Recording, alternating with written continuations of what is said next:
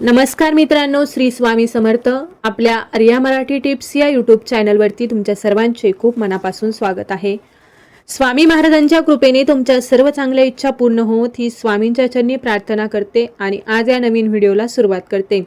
तर मित्रांनो, रविवार 15 फेब्रुवारी आणि या दिवशी आलेली आहे महाशिवरात्र. महाशिवरात्र ही भगवान शिवशंकरांना समर्पित असते. या दिवशी व्रत करून भगवान शिवशंकरांची विधिवत पूजा केली जाते आणि त्यांचा आशीर्वाद हा प्राप्त करून घेतला जातो. त्याचबरोबर या दिवशी अनेक प्रकारचे वेगवेगळे उपाय आणि सेवा सुद्धा केल्या जातात आणि म्हणूनच आज व्हिडिओमध्ये मी तुम्हाला एक उपाय सांगणार आहे किंवा तुम्ही याला सेवा देखील म्हणू शकता. आपल्याला असं एक फूल जे आहे तर ते कुठे दिसेल तर ते अजिबात सोडू नका. तर आपल्याला असं एक फूल जे आहे जे कुठे दिसेल तर ते अजिबात सोडू नका. ते फूल तिथून लगेच तोडून आपल्याला घरी घेऊन यायचं आहे. महाशिवरात्रीच्या अतिशय पवित्र आणि शुभ दिवशी जर तुम्हाला हे फूल भेटलं तर तुमच्या घरात अखंड लक्ष्मी नांदेल. वर्षभर तुमच्या घरामध्ये भरभराट होऊन 7 पिढ्या तुम्हाला काहीही कमी पडणार नाही आणि यामुळे 7 पिढ्यांचं दारिद्र्य हे सुद्धा नष्ट होईल. असा हा एक उपाय मी तुम्हाला आज व्हिडिओमध्ये सांगणार आहे. त्यामुळे तुम्ही व्हिडिओ शेवटपर्यंत नक्की पहा. महाशिवरात्रीच्या दिवशी भगवान शंकर आणि माता पार्वतीची पूजा करायला विशेष महत्त्व आहे. या दिवशी शिवतत्व हे खूप जास्त प्रमाणामध्ये जागृत असतं. यामुळे या दिवशी काही उपाय जर आपण केले तर त्या उपायांचं आपल्याला निश्चितच फळ प्राप्त होतं. जर तुमच्या घरामध्ये कष्ट, मेहनत, तडजोड, प्रयत्न करून पैसा टिकत नसेल, कष्टाला आणि मेहनतीला योग्य फळ मिळत नसेल, आलेली लक्ष्मी आपल्या घरामध्ये स्थिर राहत नसेल, माता लक्ष्मी ही अतिशय चंचल असल्यामुळे ज्या घरामध्ये तिला प्रसन्न करून घेण्यासाठी उपाय केले जातात किंवा सेवा केल्या जातात त्याच घरामध्ये माता लक्ष्मी स्थिर राहते, नाहीतर ती त्या घरामध्ये कधीही स्थिर राहत नाही. त्याचबरोबर आपल्या घरात सतत गरिबी आणि दारिद्र्य असेल, घरात पैशांच्या वारंवार अडचणी येत असतील तर आपल्याला हा लक्ष्मी प्राप्तीसाठी उपाय करायचा आहे. महाशिवरात्रीच्या दिवशी भगवान शिवशंकरांना ज्या प्रकारे बेलपत्र, बेलाची पानं, धोत्र्याचे फळ, धोत्र्याचे फूल, त्याचबरोबर शमीपत्र प्रिय आहे, अगदी त्याचप्रमाणे शिवशंकरांना हे बिलायताचे फूल जे आहे तर ते सुद्धा अतिशय प्रिय आहे. आता हे बिलायताचे फूल जे आहे तर ते तुम्हाला कुठे भेटेल? शक्यतो हे फूल खेडेगावामध्ये जास्त करून आढळून येते. याचा रंग हा पिवळ्या कलरचा असतो आणि त्याला काटे सुद्धा असतात. या झाडाला काटे असतात. तर पहा, भगवान शिवशंकरांना महाशिवरात्रीच्या दिवशी आणि श्रावण सोमवार जे असतात, श्रावण महिन्यामध्ये जे सोमवार येतात त्या सोमवारी आपण शिवलिंगावरती काटे अर्पण करत असतो. मग हे काटे बेलाचेही असू शकतात, त्याचबरोबर बिलायताचे झाडाचे सुद्धा असू शकतात. जर हे काटे आपण शिवलिंगावरती अर्पण केले तर आपल्या जीवनातील सर्व काटे दूर होतात आणि म्हणूनच आपल्याला महाशिवरात्रीच्या दिवशी हा उपाय करायचा आहे. तुमच्या आजूबाजूला शेती असेल तर तुम्हाला नक्कीच हे बिलायताचे फूल नक्कीच तुम्हाला भेटून जाईल. जर तुमच्या आजूबाजूला शेती नसेल तर जिथे फुल भांडार असतं, सिटीमध्ये जे लोक राहतात तर तिथे तुम्हाला हे फुल भांडार आहे, तिथे सुद्धा हे फूल जे आहे ते भेटून जाईल. महाशिवरात्रीला विकायला असतं, तिथून सुद्धा हे फूल तुम्ही घेऊन जाऊ शकता. तर हे फूल आपल्याला आणायचं आहे. आणल्यानंतर एका तांब्याचा कलश घ्यायचा आहे. कलशामध्ये हे फूल तुम्हाला टाकायचं आहे.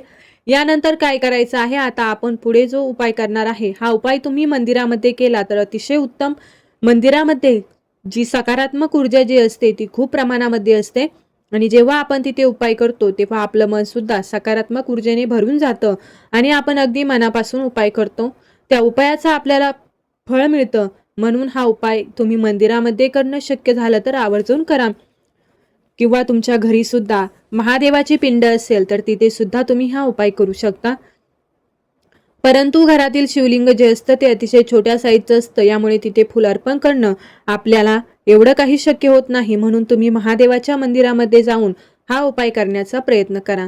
त्या कलशामध्ये आपण पाणी ठेवलेलं आहे, त्यात ते फूल आहे, ते कलश घेऊन शिवमंदिरामध्ये जायचं आहे. गेल्यानंतर तुम्हाला काय करायचं आहे, कलशातलं फूल तुम्हाला उचलून घ्यायचं आहे. उचलल्यानंतर आता महादेवाची जी पिंड असते, जिथे अशोक सुंदरीची जागा असते, तिथे तुम्ही जल अर्पण केल्यानंतर त्या साईडने पाणी खाली पडतं, जी अशोक सुंदरीची जागा असते.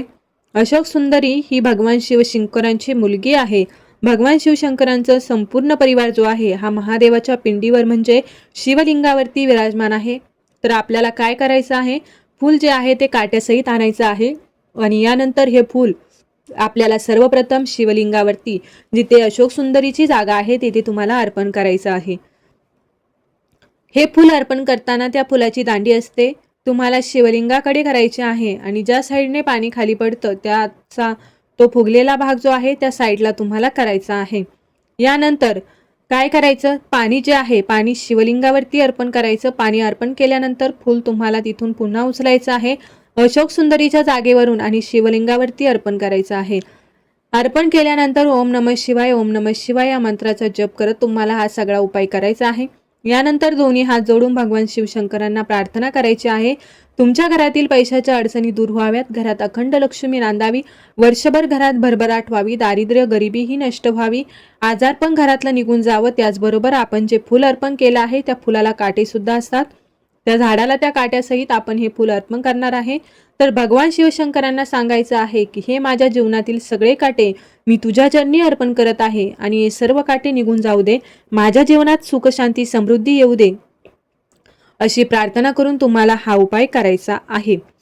हा उपाय उद्याच्या दिवशी केला तर नक्कीच तुम्हाला याचं फळ प्राप्त होईल.